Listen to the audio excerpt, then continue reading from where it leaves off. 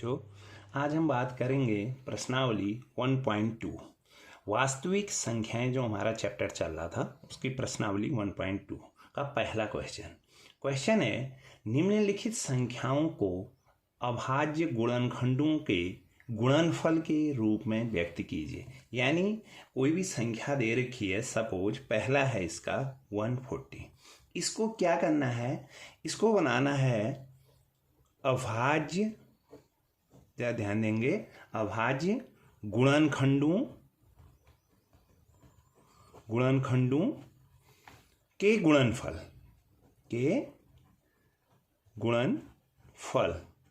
के रूप में व्यक्त करना है। एक तो क्या है, अभाज्य, और किस में, गुणनखंडों के रूप में उनका गुणनफल ज्ञात करना है।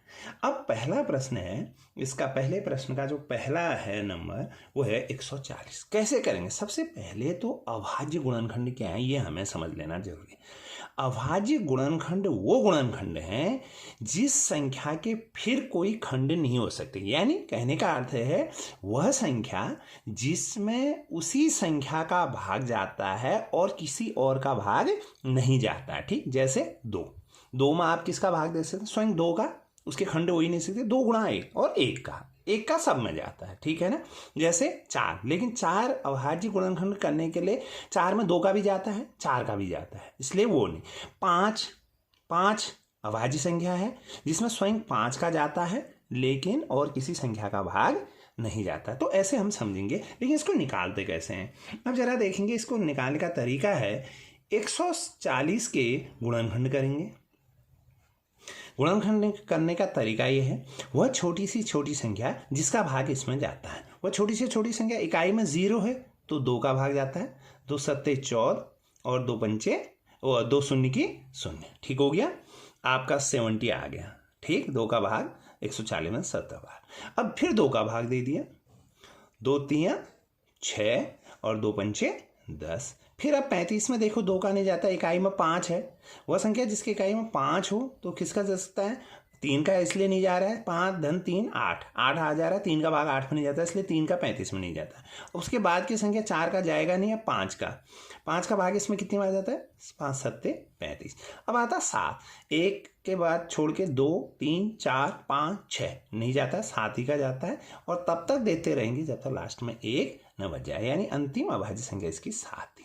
तो अब हमने इसको कैसे लिखना है? 140 बराबर, जरा ध्यान दीजिए, इसके गुणनखंड देखिए, 2 गुणा 2 गुणा 5 और गुणा, आप देख रहे हैं, गुणा 7। ठीक, इसको हम क्या लिख सकते हैं? 2 का वर्ग गुणा 5 गुणा 7, किसका? 140 के। अब देखो ये जो संख्याएं हैं ये अभाज्य हैं, 2 भी अभाज्य है, स्वयं 2 का भाग जाता है और किसी का नहीं जाता 2 में। 5 भी अभाज्य है, स्वयं 5 का भाग जाता है और किसी का नहीं जाता है। और 7 भी अभाज्य संख्या है।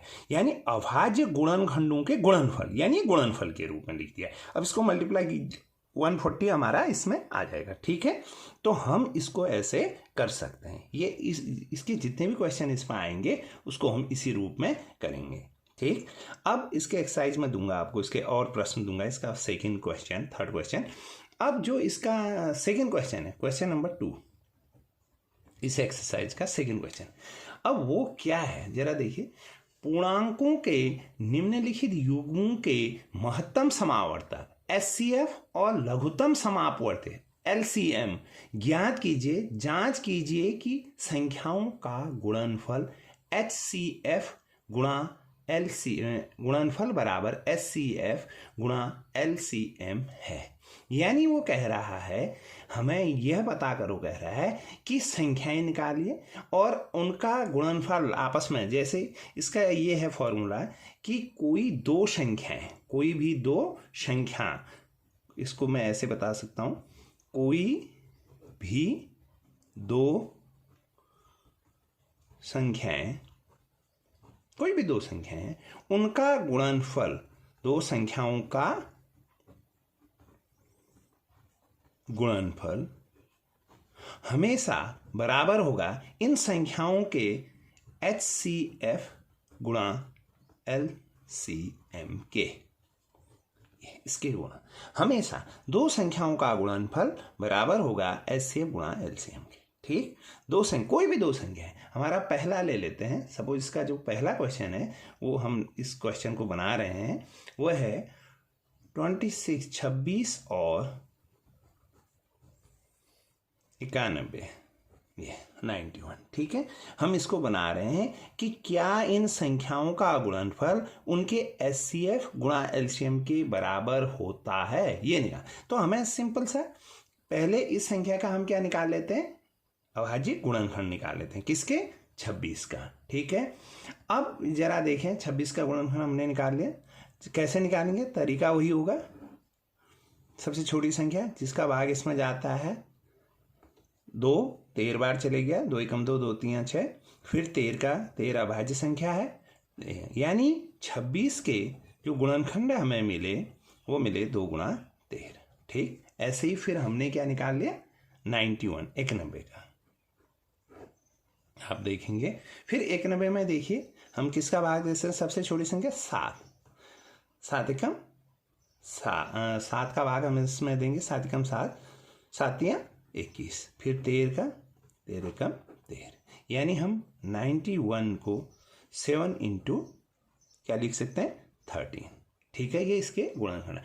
अब जरा इनमें देखना है कि इन दोनों में जो उभयनिष्ठ है, यानी दोनों में जो है वो कौन सा है, कौन सी संख्या है जो अधिक इन दोनों में है, वो है आपका कौन सा, इन दोनों की जो इसमें हम कि फिर वही इन दोनों में हमने कॉमन देख लिया, उभयनिष्ठ, यानी हम ये कह सकते हैं कि 26 और 91 का उभयनिष्ठ अभाज्य गुणनखंड, उभयनिष्ठ अभाज्य गुणनखंड वो क्या होगा, दोनों में उभयनिष्ठ बताइए कौन सा होगा, न्यूनतम घातों में कौन सा है वो गुणनफल, 13। बिल्कुल ठीक है, 13, यानी 13 इन दोनों का उभयनिष्ठ है। और तुम जानते हो जब भी किसी संख्या के अभाज्य गुणनखंड करते हैं, उन संख्याओं को अगर हम उनमें उभयनिष्ठ देखते हैं तो वो क्या कहलाता है, उनका मौसव। बिल्कुल ठीक है, महत्तम समावर्तक, यानी इनका जो मौसव हो गया, यानी इसको क्या कहेंगे, HCF। ये कितना हो गया आपका, 13। ठीक, अब ऐसे ही अब ये देखते हैं कि 26 और 91 के सभी अभाज्य गुणनखंडों का अधिकतम घातों में गुणनफल। ठीक है, न्यूनतम और अधिकतम घातों में गुणनफल कौन सा है। ठीक, कौन कौन से, यानी कहने का अर्थ है जो कॉमन है, उभयनिष्ठ है, वो कितनी बार हो उसको एक ही बार लेते हैं, और बाकी शेष बची हुई संख्याएं, यानी हम इसको ये कह सकते हैं कि 26 और 91 के सभी अभाज्य गुणनखंडों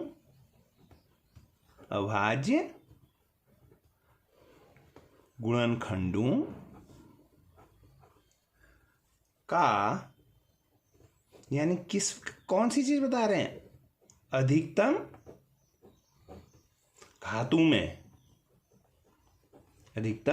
घातों में गुणनफल,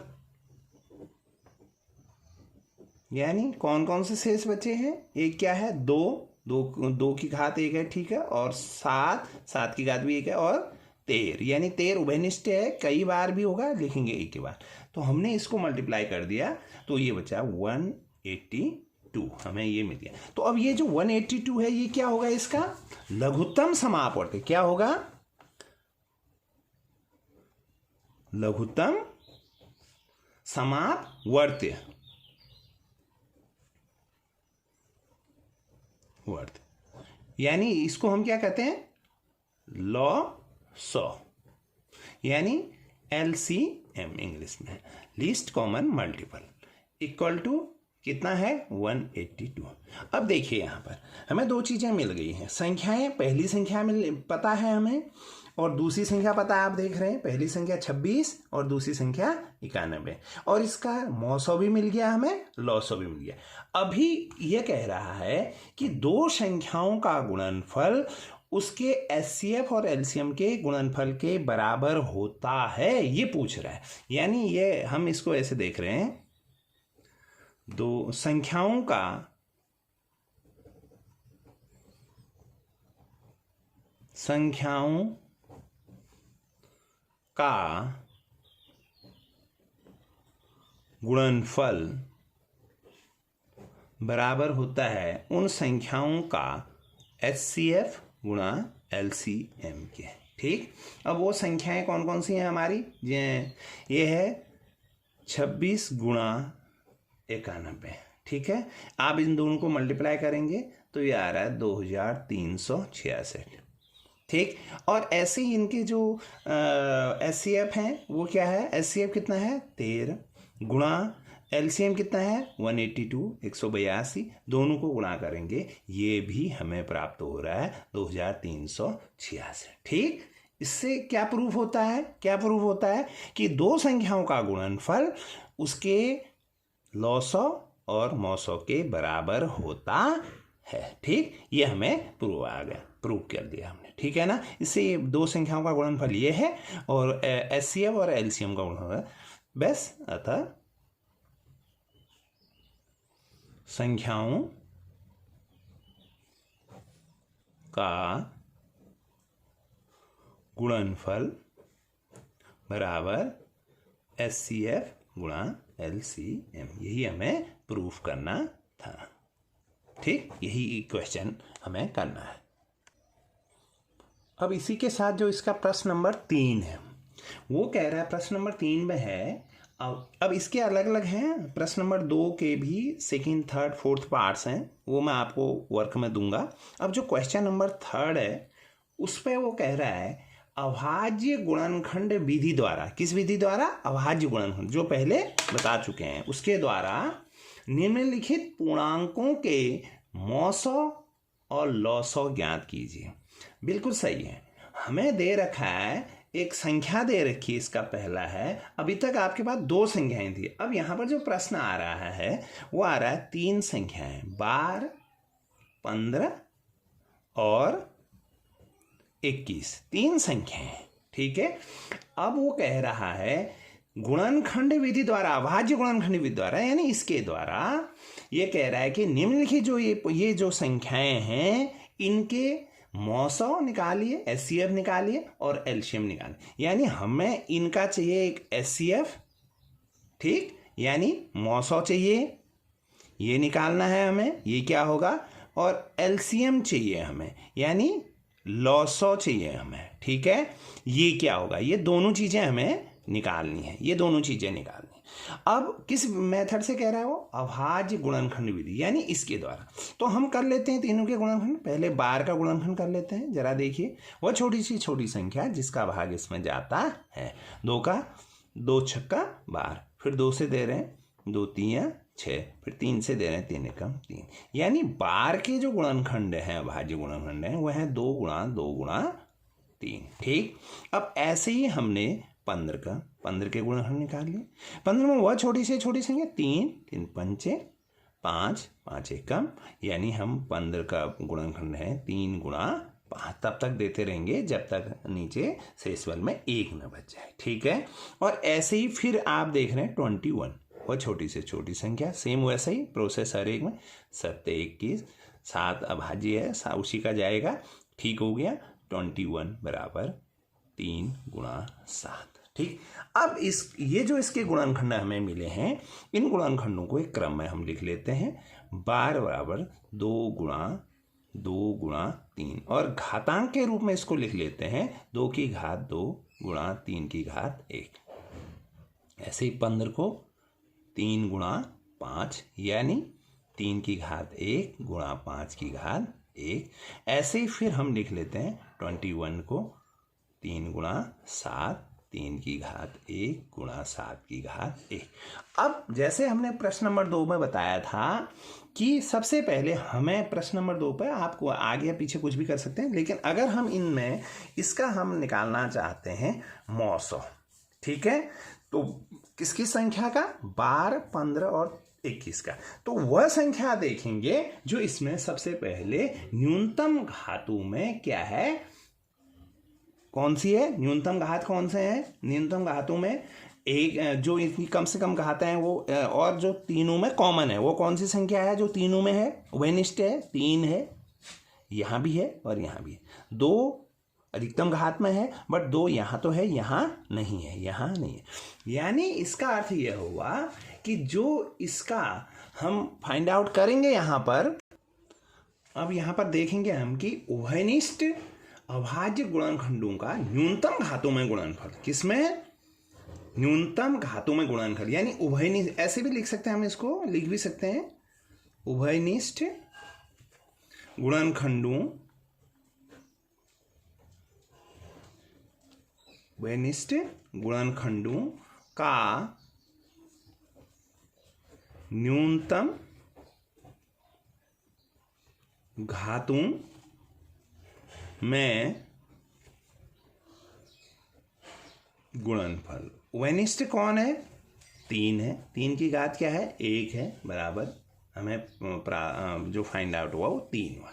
ठीक है, अब यही उभयनिष्ठ हमारा आ चुका है पहले। अब इसी में लिखेंगे सभी, अब जो बचे हैं सभी अभाज्य, उभयनिष्ठ अभाज्य भी लिख सकते हैं ऊपर यहाँ पे, उभयनिष्ठ अभाज्य, और यहाँ पर देखिए सभी अभाज्य गुणनखंडों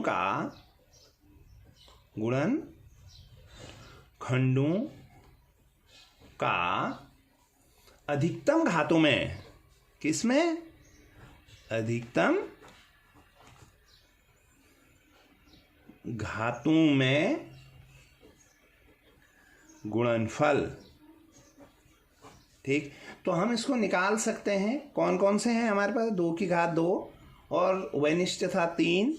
3 कितनी बार आए, बट लिखेंगे 1 बार। ठीक है, और उसके बाद 5 की घात 1 और ऐसे 7 की घात 1। ठीक है, हमने इसको मल्टीप्लाई कर लिया, क्या 2 दूनी 4, 5 15 गुणा 7 बराबर, हम इसको गुणा करेंगे तो हमें ये मिला 420। ठीक है, तो अतः हमारा ये क्या मिल गया हमें, जो ऊपर वाला उभयनिष्ठ गुणनफल न्यूनतम घातों का गुणनफल, ये तो मिल गया हमें। जो हमें मिला ये है 900। क्या मिला? 900, यानी HCF। ये कितना मिल गया हमें? 3। और 900 कितना मिल गया हमें? LCM कितना मिल गया? 420। बस यही इसका आंसर है। ठीक, इसी प्रश्नावली में अब हम देख रहे हैं कि प्रश्न नंबर 6 है इसका, जो उस पर जरा देखिए। व्याख्या कीजिए की, व्याख्या करनी है, कीजिए कि 7 गुणा 11 गुणा 13 धन 13 ये है, और 7 गुणा 6 गुणा 5 गुणा 4 गुणा 3 गुणा 2, आगे देखिए उससे आगे भी है, गुणा 1 धन 5 भाज्य संख्याएं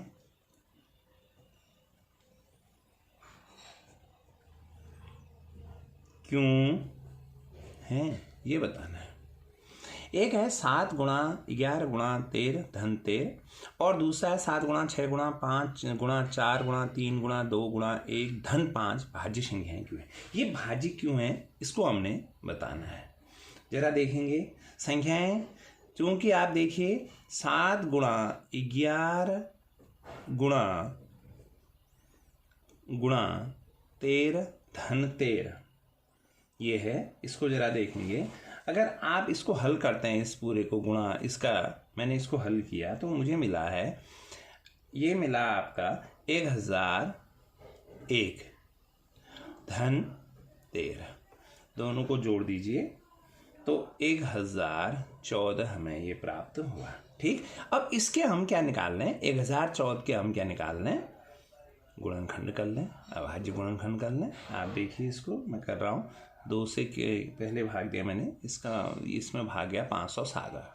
अब इसमें 3 का भाग जा रहा है, 7 5 है 12 वो संख्या, इनको आपस में जोड़िए। अगर वो संख्या 3 से पूर्ण बार भाग जाती है तो 3 का भाग इसमें भी जाएगा, तो ये चले गया 169। फिर इसमें किसका भाग जा रहा है, 13 का। 13 अंक होता है, 13 का भाग 13 बार जा रहा है, फिर 13 से तब तक देते रहते हैं जब तक लास्ट में भागफल जो शेषफल है वो 1 न बचे। ठीक, तो अब इसके जो गुणनखंड आए वो आए किस क्या आ गए, 1014 के गुणनखंड क्या आ गए, 2 गुणा 3 गुणा 13 गुणा 13, यानी हम इसको लिख सकते हैं 2 की घात 1 3 की घात 1 गुणा 13 की घात 2। ठीक, अब ऐसे ही जो दूसरी संख्या दे रखी है, जो सेकंड संख्या है, उसको हम लिखते हैं। अब ये जो संख्या आई है हमारी, ये पूरी बार इसमें गया है, तो हम इसको लिख सकते हैं कि दी गई जो ये संख्या है 7 गुणा 11 गुणा 13 धन 13 को अभाज्य गुणनखंडों के गुणनफल, कौन से गुणनफल, 2 गुणा 3 गुणा 13 गुणा 13 के रूप में व्यक्त किया जा सकता है। बिल्कुल ठीक है, समझ रहे हैं, ये हमने कर लिया है, इसको ये लिख सकते हैं। ठीक, इसलिए ये जो है ये संख्या क्या कहलाएंगी, क्या कहलाएंगी, एक भाज्य संख्या कहलाएगी। कौन सी, ये। अतः हम लिख सकते हैं, आप लिख सकते हैं इसमें, अतः किसके आधार पर, कि अगर ये संख्याओं को अभाज्य गुणनखंडों का गुणनफल ये आ रहा है, कौन सा, ये 2 गुणा 13 के रूप में व्यक्त किया जा सकता है अगर इसको, तो ये जो है कौन सी, 7 गुणा 11 गुणा 13 धन 13 क्या है, एक क्या होगी, भाज्य संख्या होगी। क्यों होगी, क्योंकि इसका अभाज्य गुणनखंड किया जा सकता है। ठीक है, अब आगे देखते हैं सेकंड, ऐसे ही इसी प्रकार अब आगे देखेंगे इसी प्रकार। फिर है दूसरा है 7 गुणा 6 गुणा 5 गुणा 4 गुणा 3 गुणा 2 गुणा 1 धन 5। अब इसको जब हम हल करेंगे तो 5040 धन 5 बराबर ये हमें मिल रहा है 5045। 5045 के अब हमने करने हैं गुणनखंड, तो वह छोटी से छोटी संख्या जिसका भाग में वो है 5, 5 एकम 5 0 0 5 नम 45 इतना। अब इसमें किसी संख्या का भाग नहीं जाता है, पुनः इसी संख्या का इसमें भाग जाता है 1009 में, तो ये एक बार है, यानी इसके गुणनफल क्या आ गए हैं, हमें क्या प्राप्त हुए हैं, 5 गुणा 1009। ठीक, अब ये लिख सकते हैं दी गई संख्या कौन सी, ये दी गई संख्या, इसको इस अभाज्य गुणनखंडों के गुणनफल के रूप में लिख सकते हैं। अतः यह जो संख्या है यह भी क्या है, अतः यह अभाज्य गुणनखंडों के रूप में लिख सकते हैं इसको। आप देख रहे हैं इसको, तो अच्छा आप लिख लीजिए, पूरा लिख लेते हैं इसको। दी गई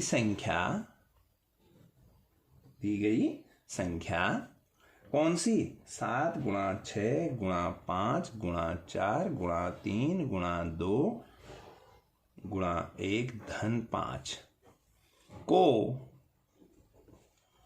5 गुणा 1009। ठीक, दिख रहा है आपको, 1005 गुणा 1009 अभाज्य गुणनखंडों के अभाज्य गुणनखंडों के गुणनफल के रूप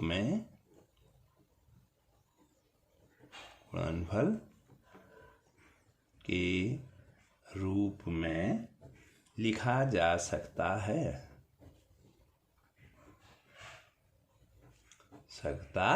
ये लिख सकते हैं आप।